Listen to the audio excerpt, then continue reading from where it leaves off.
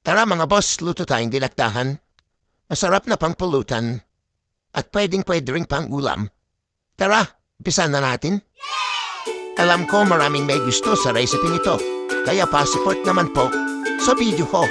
Bali napakuluan ko na ng 30 minutes yung maskara ng baboy. Sa ihaw na tayo. Mas maganda kung medyo tusta katulad niyan. Para lasap mo yung pagka-smoky flavor niya.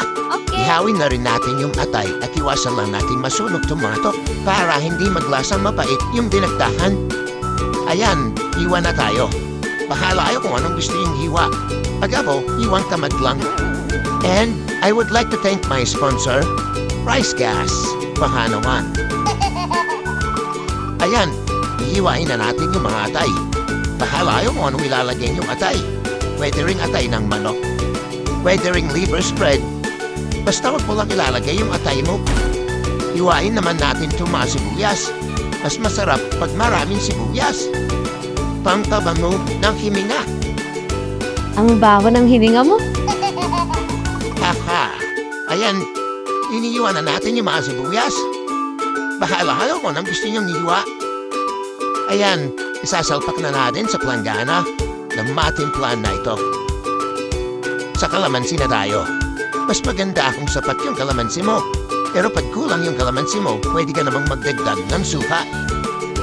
Sunod, pigain na yung mga kalamansi sa strainer. Gumamit ka ng tinidor pag wala ang strainer.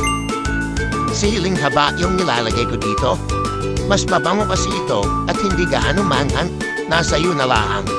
Nalagyan mo ng silid na buyo. Subukan mong maglagay ng liquid seasoning sa pinagdakan mo. Mas mabango siya at nakakadagdag ng lasa.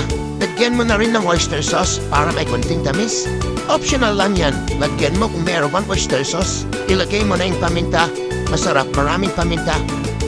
Iodized salt. At ilalagay na natin yung mayonnaise. Ito ang magpapasarap sa dinakdakan natin. Pwede rin kayong gumamit ng utak ng baboy. Pag walang mayonnaise o utak ng baboy, makasisig yan. Boss, hindi mo pa nalalike tong video ko eh. Pa-follow na rin and share.